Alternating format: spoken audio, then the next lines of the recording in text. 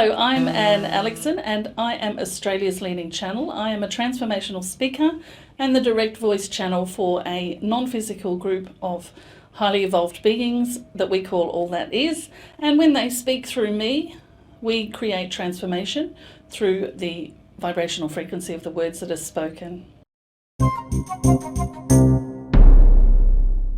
So one thing that I really think is important that each and every one of us know is that money is not different than you, that you are a physical manifestation of source energy or a physical manifestation of God.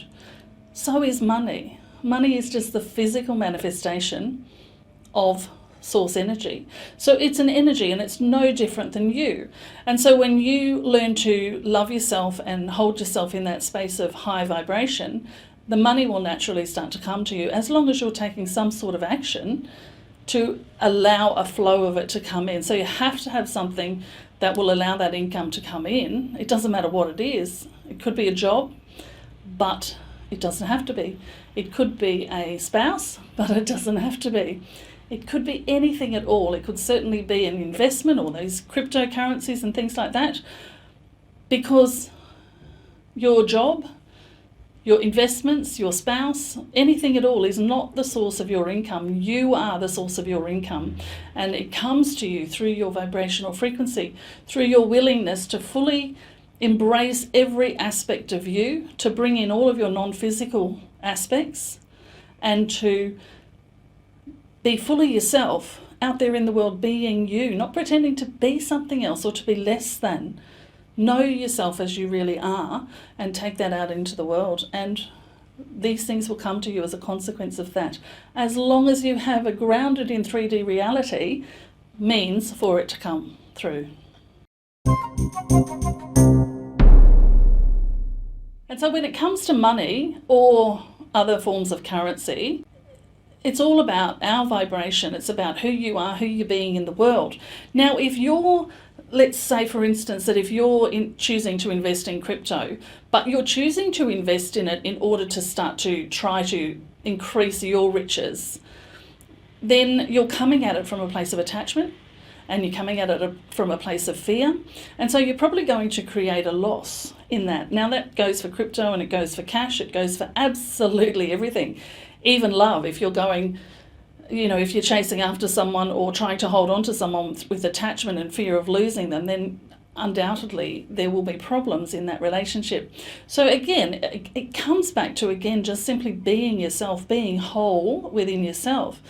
And when you're in that place of wholeness within yourself, you can invest in, purchase, fall in love with, really essentially just make choices about what you want to have in the world without attachment to it, just with this sense of this will be fun, this will be interesting, this is going to be a bit of a fun journey, whatever it is for you, but without that attachment. And so then you don't bring the fear into it. You don't go, oh, I'm going to invest this much or I'm going to save this much, and then you sit there every day worrying that you're going to lose it or sitting there on the screen watching it going up and down in your investment account and these sorts of things. Because from that energy, you're actually projecting into that energy that we call money or investment, this you're projecting that same energy into that. So of course it's going to feel flat and it will become flat.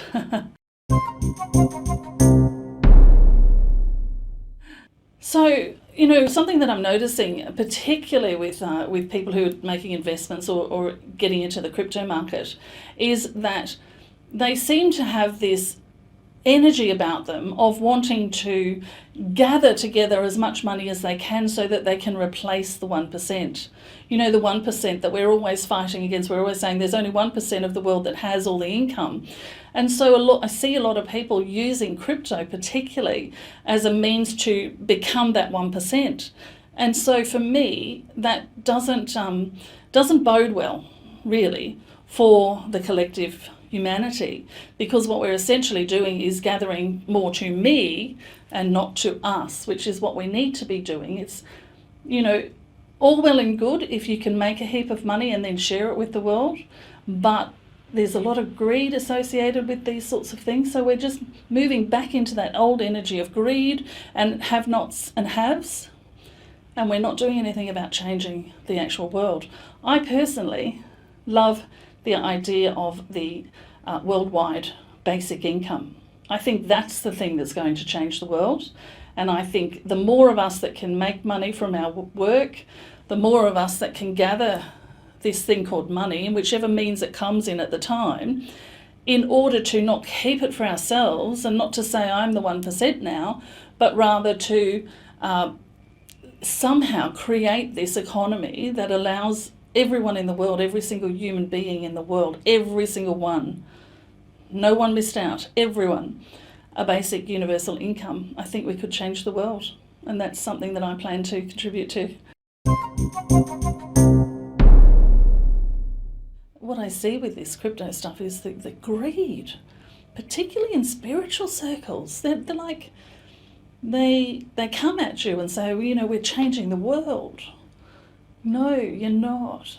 You're actually not. You're just trying to you're trying to tip the 1% upside down and put yourself at the top, and it's just never going to work.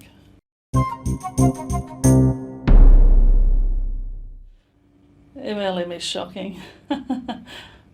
And look, it doesn't matter, and this is just my opinion, it doesn't matter whether it's crypto MLM or all of those other kind of MLMs.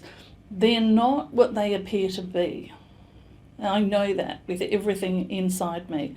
I've been involved in MLM years ago, in 2-3 different ones, trying to get to that place. The greatest benefit of them, when they're based around a product or something like that, is the self-development that you get from it. Really. But they're not designed to save the world. They're not designed to save any, you know, the huge market of mothers that are wanting to not work, not go back to jobs, to work at home. They're not there for them. Yeah, they appear to be, but they're just not. They're built from the top down from greed. I'm currently running a 28-day money flow intensive with a group of 20 or so women, and what I'm finding is all of the activations that we're doing, they're all based around money, but one of the things that I know is that the money work is never about money. It's never about money. It's about clearing out all of the junk, all of the history, I guess, from within you. So any wounding that you've had, any damage that you've had, any beliefs that you've taken on board, we really are being called to step into, but understanding that we're already in the 5th dimension. So we are physical beings standing on in a 3D reality, but we're already in the 5th dimension. The earth is in the 5th dimension, and we're being called to move beyond that even at this point. But what I've been doing with these beautiful women in the program is I've been activating within them their 5D self, activating within them their connection to that part of themselves, because we, as I said before, we've got all these non-physical aspects in all different time-space dimensions, the past ones as well as the future ones, if there was such a thing as past and future, but I don't want to get too complicated.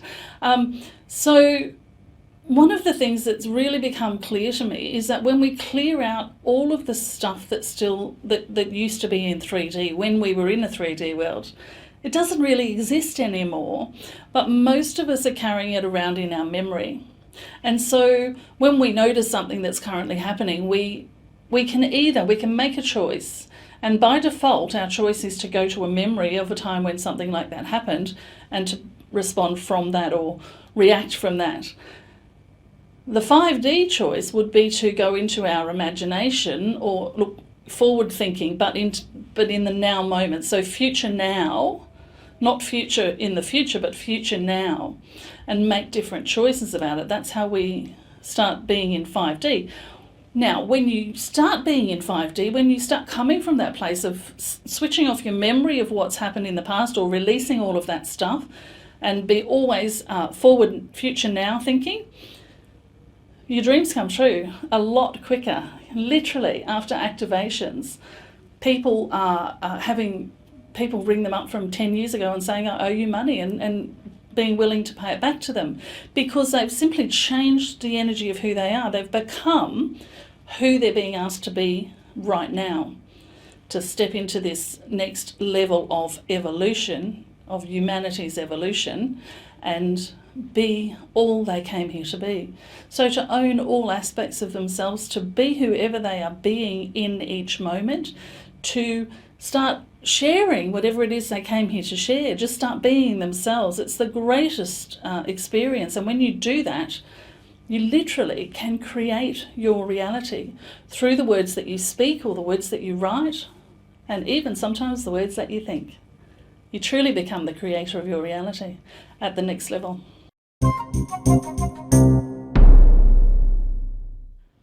In spirituality, there is a really firm belief system or perception that things have to be done a certain way, particularly that it's not cool to ask for money for your gifts, or if it's cool to ask for money, you can only ask a certain amount, and you can't ask for something that you want to step into, so you can't ask for those larger amounts. And that's absolutely within the spiritual coaching arena. And I really am passionate about, or I want to dispel those sorts of myths, because they are myths. They're not truths. Now, they may have been helpful to us in generations past and in the way we used to do spirituality, when it was very much, we were really firmly in our 3D.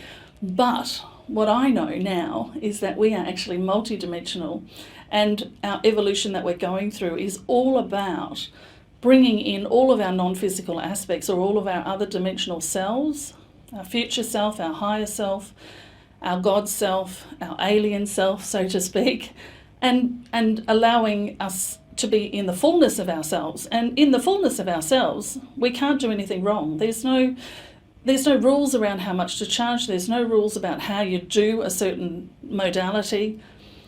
It's about you being fully you, owning your own self and your own ideas and your own beliefs and your own knowings, and just getting on with it, helping to change the world. And so this perception that, that we've come from, whereby you have a spiritual gift that's been given to you by God or by whomever, and therefore you can't charge for it, it really holds a lot of people back, particularly the young ones that are coming into the industry now.